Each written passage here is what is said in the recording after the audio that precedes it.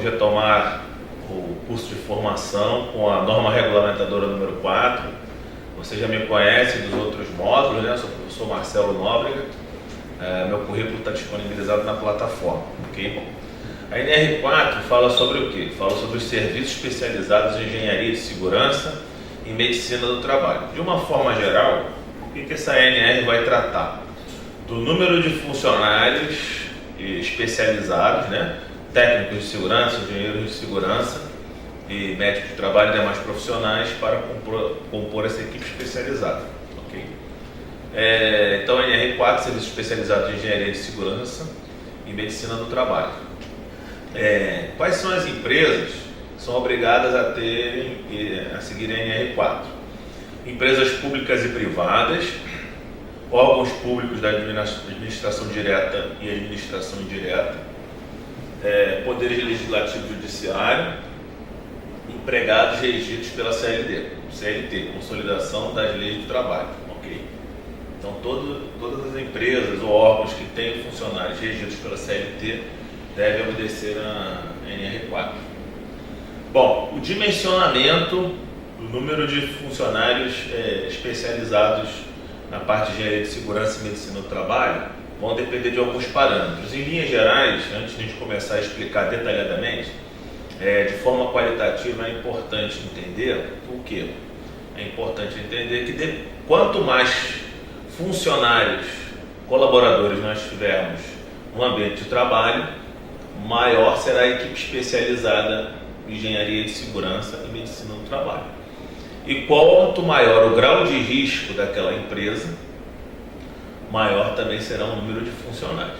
Então, se eu tiver uma padaria, eu vou ter um determinado grau de risco, né? Se eu tiver uma indústria química, com certeza o grau de risco será maior. Então, vai depender do tipo de atividade, né? Esse dimensionamento depende do tipo de atividade relacionada e o número de funcionários envolvidos. Quanto maior o número de funcionários ou quanto mais agressiva for a atividade do ponto de vista da segurança do trabalho, maior será esse dimensionamento. Então, existe uma sistemática estabelecida pela norma de como fazer esse dimensionamento mínimo. Então, a norma trata do dimensionamento mínimo.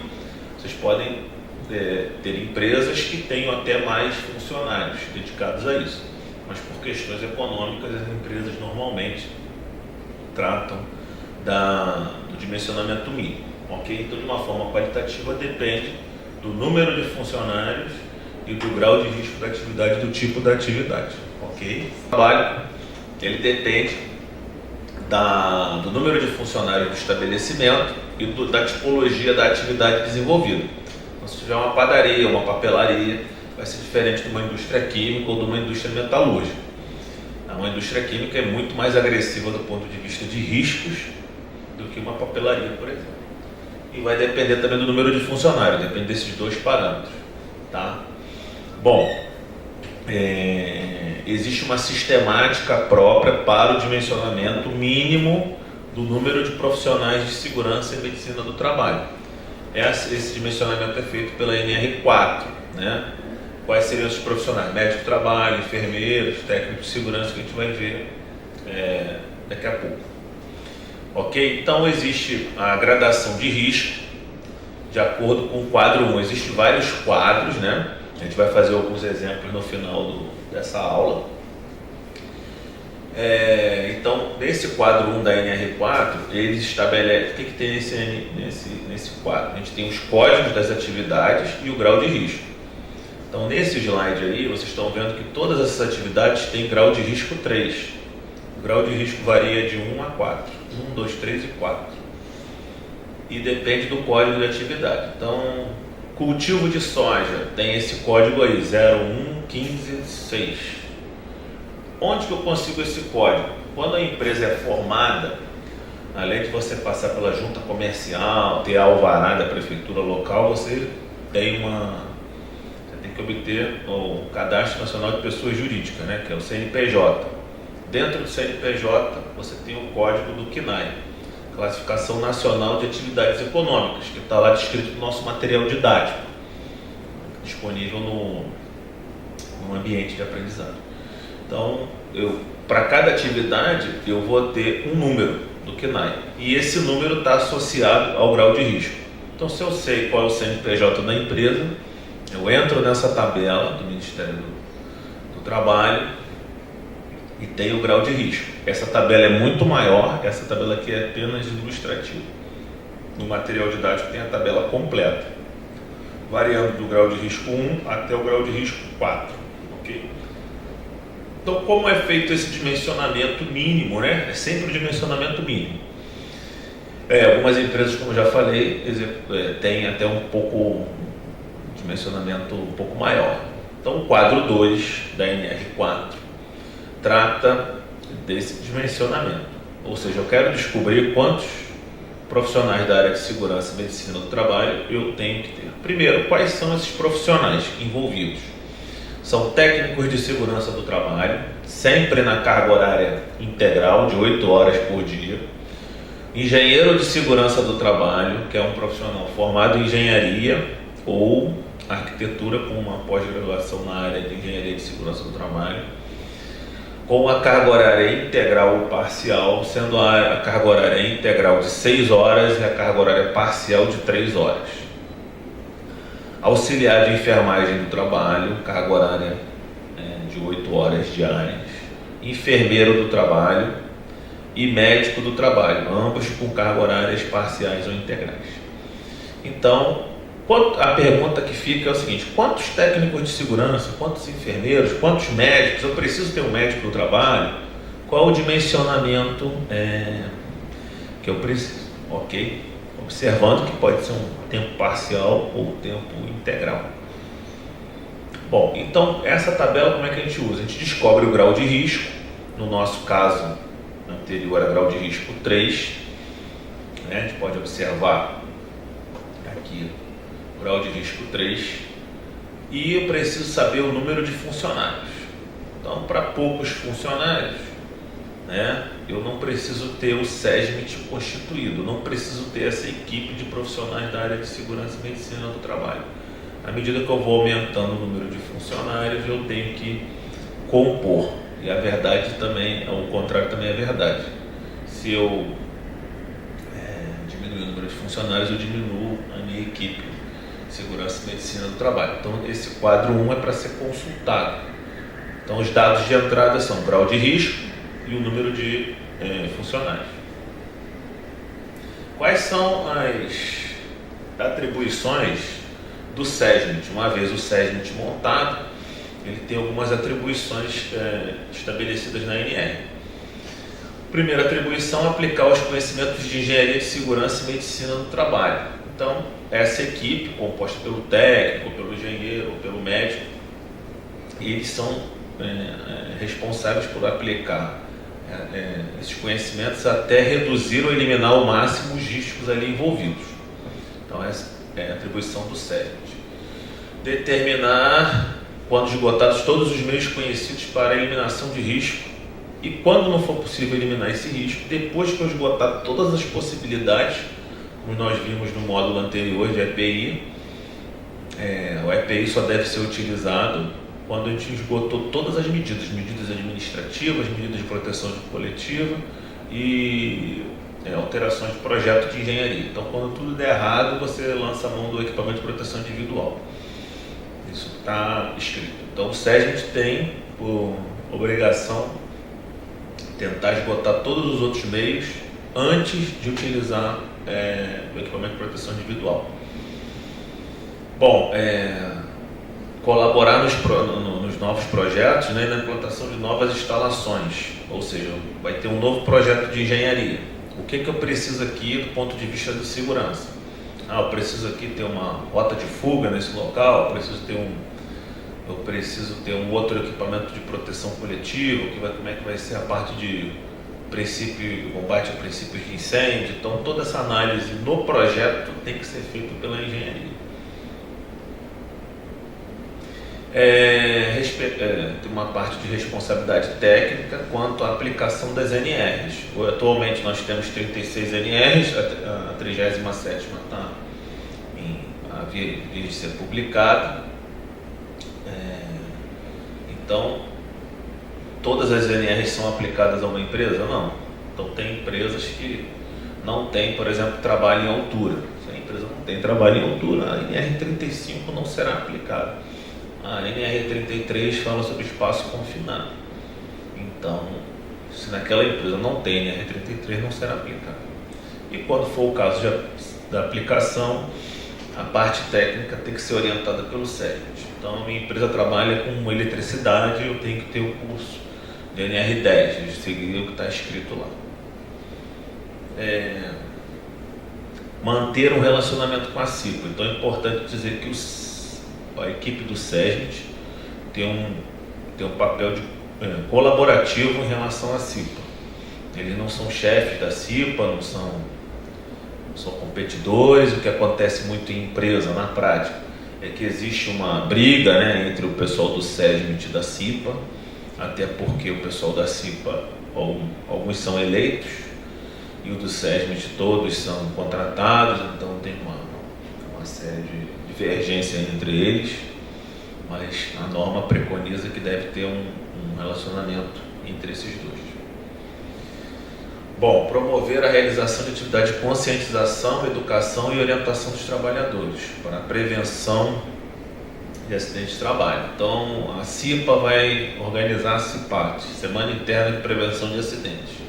Então, vai ter que ter uma palestra para falar sobre trabalho em altura, NR35. Então, tecnicamente, quem vai dar esse apoio ou falar sobre análise de acidente de trabalho ou algum tipo de doença ocupacional, quem vai se responsabilizar do ponto de vista técnico é o SESMIT. Ok? Bom, compete ainda ao SESMIT, né?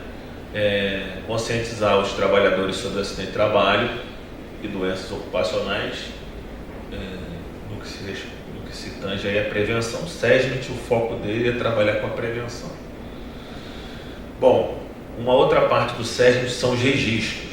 Então, eles têm que até guardar esses registros por 5 anos. A gente vai ver mais à frente. Analisar e registrar todos os documentos relativos a acidentes ocorridos numa empresa. Então, numa perícia, por exemplo, pode ser solicitado ao SESMIT a empresa, e a empresa, obviamente, vai solicitar ao SESMIT a documentação relativa aos acidentes ocorridos, com ou sem vítima, né? Bom, registrar mensalmente, né? Então todo mês tem que ser feito essa estatística de acidente de trabalho, doença ocupacional e também em relação aos agentes de insalubridade. E esse registro não é feito livremente. Existem alguns quadros da NR que eu vou mostrar aqui que devem ser preenchidos. Então, numa perícia ou numa assistência técnica junto à Justiça do Trabalho, é importante o quê? Que esses quadros também estejam disponíveis para análise, né? Então a gente vai ter lá dados da análise de acidente da CIPA, né? Comissão Interna de Prevenção de Acidentes. Então, sempre quando ocorre um acidente, a CIPA se organiza e faz uma ata, faz uma reunião e faz a investigação de acidente. E temos o SESMIT com essa competência de fazer o registro, ok? Ok, manter os registros das outras alíneas que foram comentadas por um prazo não inferior a 5 anos. Então, se o acidente ocorreu, a gente pode pedir os dados referentes ao respectivo acidente. Ok? Esse último tópico aí é só para dizer que o SESMIT trabalha com uma questão prevencionista. Então não é assim, aconteceu um acidente, o que a gente vai fazer agora? A questão é como evitar os acidentes. Vamos antecipar. Então, eu tenho uma pessoa que trabalha carregando uma determinada carga do ponto A para o ponto B. Então, quais os riscos que essa pessoa está envolvida? Então, antes dela realizar o trabalho, ela provavelmente estará exposta a riscos ergonômicos. Então, tem que ser feita uma análise ergonômica antes da pessoa vir a ter qualquer tipo de lesão. Isso, se aconteceu uma lesão, vai ter que estar registrado no SESMIT. Então, numa perícia, novamente, pode ser solicitado esse tipo de documentação. Bom, agora eu vou mostrar alguns quadros que são de preenchimento obrigatório, que devem estar arquivados e vai facilitar no caso de uma perícia, ok? Lembrando que esses quadros são preenchidos pelo SESMIT e o SESMIT só tem pessoas especializadas, ou técnico de segurança, ou médico do trabalho, engenheiro de segurança. Então vão facilitar num processo judicial de análise, né? Pelo menos de coleta de dados iniciais. Então esse quadro 3, que é um quadro padronizado de acordo com a NR4, esse quadro trata de acidentes com vítima. Então tem a data, tem o setor, número de acidentes com afastamento, com mais de 15 dias, menos de 15 dias, tem todas as taxas de frequência, se teve morte, né? No caso aqui, quantos, né? Se é com vítima, quantos mortos teve. Então, esse quadro fica disponível lá. Okay? O quadro 4, também da NR4, ele trata de doenças ocupacionais. Então lá tem doença, número absoluto de casos, número de óbitos, etc. Número de trabalhadores capacitados. Então, novamente, numa perícia, esse quadro é importante. O quadro 5, também da NR4, trata sobre a insalubridade. Então tem lá o número do mapa, qual o setor, agentes identificados, agente físico, químico, o que for, intensidade e concentração, né? E número de trabalhadores expostos. Tá? Então esse são quadros que são obrigatórios. Então no caso de algum tipo de trabalho judicial ou extrajudicial, é importante que eles estejam disponíveis. Ok? Bom, acidente sem vítimas, o quadro é menor. Essa norma já está um pouco, vamos dizer assim, desatualizada em vários setores. A unidade ainda está em cruzeiro, né? Então assim, está um negócio meio antigo ainda. Mas obviamente tem que ser atualizado pelo profissional no momento da elaboração, porque a gente já está, nossa moeda vigente não é essa. Então a gente coloca acidente, número de acidentes observados, perda material e algumas observações. Ok? Então isso é feito mensalmente. É a atribuição do SESMIT. Ok? Bom, antes de começar o exemplo 1, é importante dizer que essa norma, por já ter muito tempo, ela contempla alguns profissionais da área de segurança do trabalho e alguns profissionais da área de saúde, né? Então, na área de segurança do trabalho você tem engenharia, você tem o engenheiro e tem o técnico de segurança. E da área de saúde você tem médico, auxiliar de enfermagem, enfermeiro. Mas existem outros profissionais que são importantes, né, no mundo contemporâneo aí, né?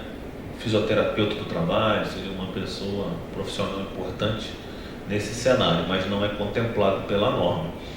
E talvez uma outra classificação seja muito importante também, porque a classificação do CNPJ, que você tem lá o Código Nacional de Atividades Econômicas, é uma classificação muito ampla e essa gradação de risco de 1 a 4 também está muito desatualizada. Então seria importante o Ministério do Trabalho rever isso, né? Tem atividades que são muito distantes do ponto de vista da segurança e tem um enquadramento igual. Isso está muito ruim atualmente. Em relação também ao número de funcionários, né? Então assim, foi feito um escalonamento, mas há muito tempo atrás isso deveria ser revisto. Mas isso está em vigor, a gente tem tentado cumprir isso e observar isso aí. Então esses exemplos são exemplos de dimensionamento para facilitar a análise aí do material didático. Esse material está todo na nossa apostila, no ambiente. Vamos tentar comentar um a um aqui para ficar mais fácil, né? Então vamos ao nosso exemplo. Uma empresa do ramo de massas alimentícias é o nosso objeto, né? Então eu já sei que minha empresa faz lá macarrão, né? Biscoito, essas coisas.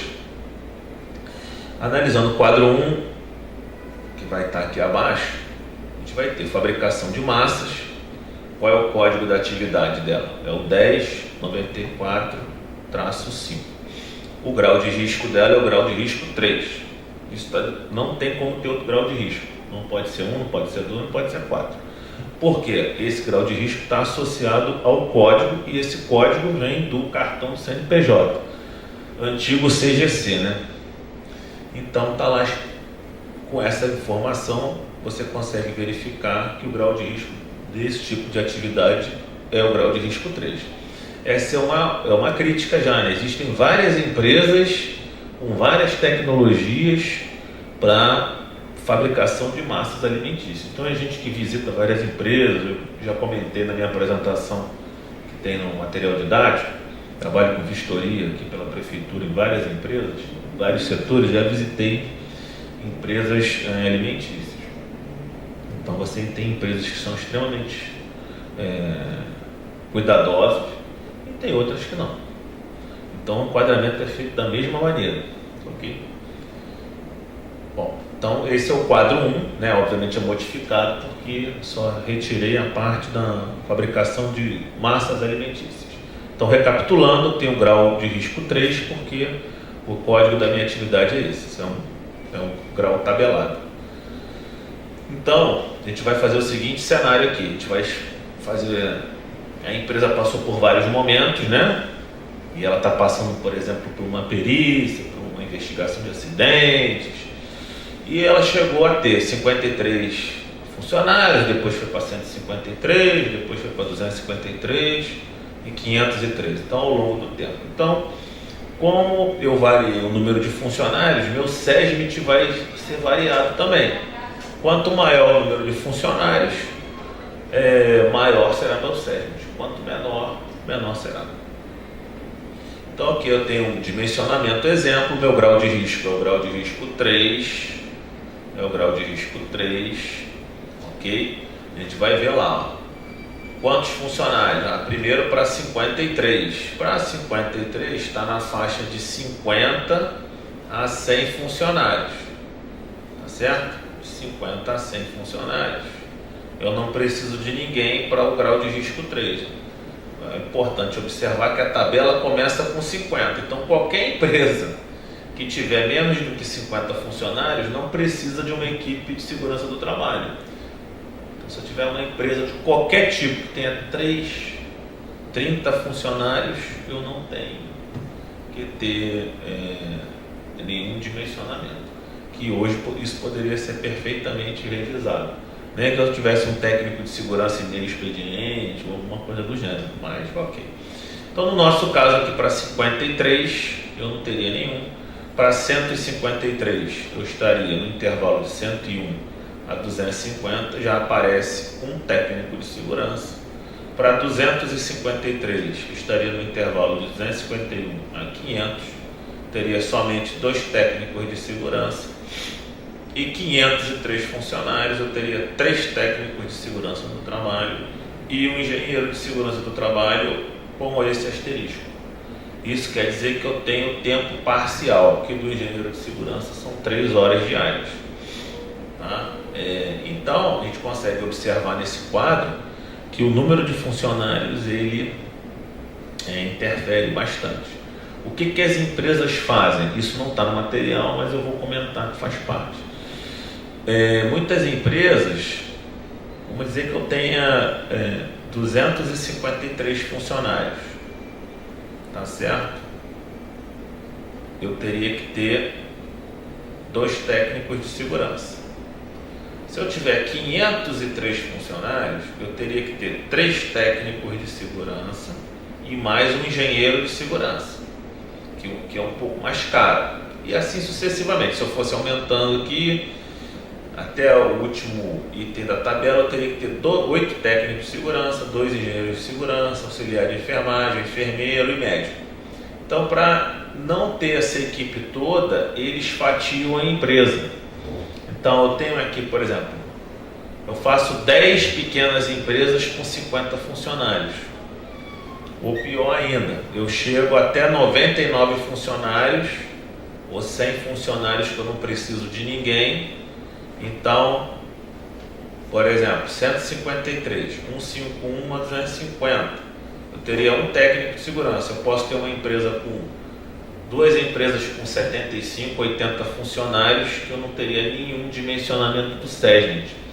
Então a empresa simplesmente abre, se divide em 2 Para o quê? Para fugir da legislação trabalhista. E isso deve ser analisado, você tem como verificar que, na prática, eu visitei uma empresa, que eu não, infelizmente não posso dizer o nome, lá em Nova Iguaçu, que ela faz isso. Ela, dentro dessa empresa, acho que ela tem 6 ou 7 outras empresas. Para quê? Para não ter uma equipe correta de dimensionamento. Você tem só técnicos de segurança e algumas unidades você não tem ninguém. Então isso tem que ser avaliado. Por quê? Porque se eu tenho muita gente, o processo produtivo é muito complicado. Então você não consegue avaliar os riscos com uma equipe só, com técnico de segurança ou com ninguém, somente um preposto. Então isso acaba acontecendo na prática, ok? Então esse foi o exemplo 1, para mostrar que o número de funcionários interfere no dimensionamento do SEGMENT, ok? Então aqui está dito o que eu mostrei no slide. Para cada situação, qual será o dimensionamento, ok? Lembrando aqui que o técnico de segurança trabalha 8 horas por dia e o médico e o engenheiro de segurança trabalham com a metade do expediente. 3 horas é o tempo parcial e 6 horas é o tempo carga horária integral, ok? Exemplo 2, eu tenho um condomínio, prédio, né? Condomínio lá de prédio, moro em condomínio, vive bem isso aqui. Eu quero saber, identificar o grau de risco do condomínio. Grau de risco. Se eu olhar o meu cartão do CNPJ, vou ter lá aqui 8112 para 55, condomínios prediais. O grau de risco dele é o grau de risco 2. Sempre vai ser grau de risco 2. Nós temos hoje vários tipos de condomínio. Condomínio que só tem um zelador. Tem condomínio que tem lá vários atrativos, academia, temos água quente, pode ter um boiler lá, ou até uma caldeira eventualmente, enfim. E todos eles são enquadrados da mesma maneira. Grau de risco 2, ok. Quadro 1 modificado. A gente vai considerar alguns cenários aqui. Temos 274 funcionários, num outro momento da história tivemos 503, depois 1020. Então a gente vai olhar na tabela novamente, grau de risco 2, esse grau de risco veio lá do cartão do CNPJ, dando uma olhada no quadro 1, e nós vamos ver a equipe, 274, não preciso de ninguém, minha equipe tem nenhum funcionário. 513 eu já teria um técnico de segurança, 1020 eu teria um técnico de segurança, um engenheiro de segurança de tempo parcial, um auxiliar de enfermagem do trabalho e um médico do trabalho em tempo parcial também. Então, o número de funcionários é importante. Então, aconteceu um processo judicial ou uma coisa similar. É importante você olhar a equipe pelo número de funcionários. Se atendia ou não atendia. Aqui é exatamente o que a gente comentou, do tamanho da equipe, então fica registrado aí para vocês.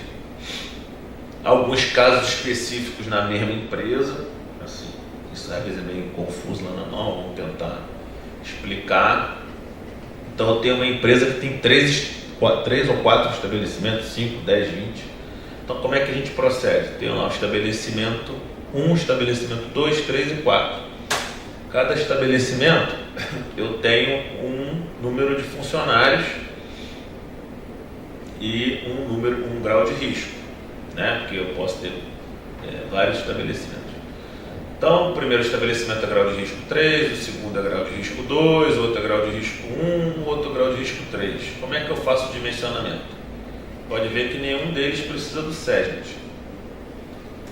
Total de funcionários, se eu somar todos esses funcionários aí, eu vou ter 330. Mais da metade trabalho com grau de risco 3. Será necessário constituir um SEGMENT e o dimensionamento será conforme o grau de risco 3, pois mais de 50% do pessoal está exposto a esse grau de risco. Então eu tenho lá 330 funcionários, 170, que é mais da metade, está exposto a esse grau de risco. Então eu tenho que utilizar esse grau de risco aí conforme o quadro 2. Se na empresa houver diferentes estabelecimentos com diferentes graus de risco, deverá ser adotado o maior grau de risco para entrar no quadro 2. Então no quadro 2 eu vou entrar aqui com o grau de risco 3. Ok? Então no caso aqui, apesar de eu ter vários graus de risco 2, 1, tal, qual vai prevalecer? Vai prevalecer aquele que tiver mais da metade. Eu somo os funcionários e vejo qual que tem mais da metade no maior grau de risco. Continuando aqui. Caso 2, nem todos os estabelecimentos da empresa têm SESMIT. Precisam ter SESMIT, né? Então, novamente, grau de risco 1. Como é que eu faço? 90 empregados, 110, 50 e 80. A gente vai seguindo aqui. Se todos os estabelecimentos são classificados como grau de risco 1, o quantitativo de funcionários a ser considerado será com o maior número de funcionários acrescido da média aritmética dos restantes. Então eu vou pegar lá. Qual que eu tenho mais funcionários desse quadro aqui? 110. Tenho 90, 110, 50 e 80. Vou pegar o que tem mais aqui, 110. E vou fazer 10. Aí sobrou 90, 50 e 80. Eu vou fazer uma média. Vou somar e dividir por 3. Eu vou ter lá 183,3, tá? Como não tem ponto 3 funcionários, a gente vai ter 184 funcionários. Aí a gente vai olhar na tabela e vai ver que 184 funcionários para grau de risco 1 não é necessário. Então tem que ter um cuidado na hora de fazer um enquadramento em determinados casos. Eu estou mostrando para vocês como é que é feito nesses casos especiais. Lembrando que esse material vai estar disponível, obviamente a videoaula, o PowerPoint e o material base. Então você pode consultar 3 maneiras aí, pelo menos. Além do texto da norma, só que o texto da norma não tem exemplo. Diferentes graus de risco. Então tem lá um grau de risco 2, grau de risco 3, 1. Então tem todos os graus de risco, né? Tem 1, 2, 3 e 4, cada um tem um número de funcionários. Como é que vai ser o dimensionamento? Então acredito que quando você for fazer um trabalho desse, muitos dimensionamentos são feitos errados, né? Então consequentemente você vai ter equipe a menor. Você vai somar todos os funcionários, soma direta, 330. Você vai escolher o grau de risco daquele que possui um SESMIT.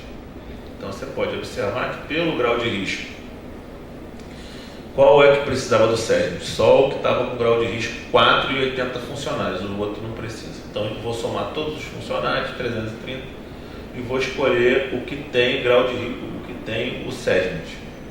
No caso foi o 4. Aí entrando na tabela, vou ter que ter 3 técnicos de segurança, um engenheiro e um médico no trabalho. Então é uma equipe razoavelmente grande para tomar conta desse pessoal todo aí, né? Então assim, eu acho que é suficiente para fazer um bom trabalho. Se você fizer o dimensionamento errado, você vai ter, provavelmente não vai enquadrar como um engenheiro de segurança e um médico, vai ficar só com técnico de segurança ou com auxiliar de enfermagem, né, do trabalho. E por que muitas empresas procuram atender o mínimo de funcionários do SESMIT por questões econômicas? E por que eles tendem a se dividir? Primeiro tem as questões de emissões de nota fiscal, né? Porque você consegue enquadrar a empresa em microempresa, tem umas questões aí de ordem econômica e financeira. Mas do ponto de vista da segurança do trabalho, é muito comum você numa empresa, chegou lá, pragmaticamente, você vai fazer uma vistoria de engenharia. Chega lá, toca lá, no rua tal, número tal, tocou lá a campainha, entrou, tem 2, 3, 4 empresas no mesmo endereço. A prefeitura local, por sua vez, ela divide em partes, então você tem o número 200, parte A, parte B, parte C, parte D, mas não existe uma divisão física das empresas, né? Então, às vezes você tem corpo, aí começam todas as complicações. Então, numa perícia é muito importante isso ser avaliado. Porque como é que vai ser o sistema de combate a incêndio da empresa A ou da empresa B ou da C? Elas estão no mesmo local. Rota de fuga, dimensionamento do número de vestiários, como a gente viu lá no outro módulo. Então, eles acabam fazendo isso para diminuir os custos com o pessoal da segurança do trabalho. Então, eles vão ter menos profissionais. Então, é importantíssimo ser avaliado o dimensionamento, se foi feito de modo correto, de acordo com a NR4. Aqui tem meu contato, que você já tem lá no ambiente. Tem lá o contato via o ambiente de aprendizagem, tem o e-mail, tem o WhatsApp, que eu sou aqui do Rio de Janeiro. Ok? Obrigado.